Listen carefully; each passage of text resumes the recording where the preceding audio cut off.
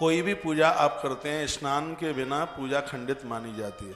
उसमें स्नान जरूरी होता है। नहा धोकर धुले हुए वस्त्र पहन करके पूजा में बैठे। भगवान नारायण की पूजा में पीला वस्त्र बहुत प्रभावी है। महादेव की पूजा में सफेद वस्त्र बहुत ज्यादा प्रभावी है।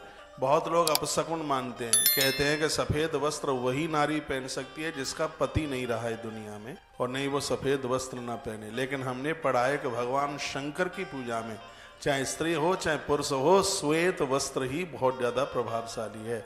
सफेद वस्त्र दक्षिण में भगवान महादेव की पूजा करने वाले बहुत मिलते हैं। तो उसमें एक निवेदन मैं करूंगा, जैसे वो वस्त्र आप पहन रहे हैं तो उसमें हल्की से कोई धारी हो, पीले रंग की हो, लाल रंग की हो।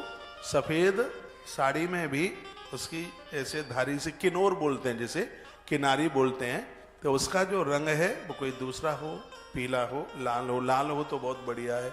ये उसके लिए मैं बोल रहा हूँ, भगवान महादेव की पूजा के लिए। और माँ की पूजा में आप बैठे हैं तो इसमें रक्त वस्त्र, लाल वस्त्र की बड़ी महिमा है। भगवान नारायण की पूजा, जैसे जन्माष्टमी का आप कोई उपवास व्रत करते हैं तो उसमें 100% वस्त्र पीला ही होना चाहिए। उसमें पीले वस्त्र की बहुत ज़्यादा महिमा है, बहुत ज़्यादा अति विशेषता है उसमें। जैसे 8 मार्च को वो आ रही है शिवरात्रि, इसमें श्वेत वस्त्र की बड़ी महिमा है। माताएं भी पूजा में सफ़ेद वस्त्र, उसकी किनारी ऐसी देख ली जो लाल हो, पीली हो, ऐसी कोई हो, तो ऐसी साड़ी पहन करके, धोती पहन करके पूजा में आप साड़ी का ही प्रयोग किया करें। अब मध्य भारत में बैठे हैं, बड़े भाग्यशाली हैं। उधर पंजाब की तरफ चले जाओ तो ऐसा लगता है कि पंजाब की माताओं के लिए साड़ियों की फैक्ट्रियां बंद हो गई हैं क्या। वहाँ साड़ी मिलती ही नहीं है। कुर्ता पजामा क्या बोलते हैं उसको, सलवार सूट यही बोलते हैं। हाँ, वो वही, उसी से वो काम चलाते हैं। सिर के ऊपर पल्लू टिकता नहीं है।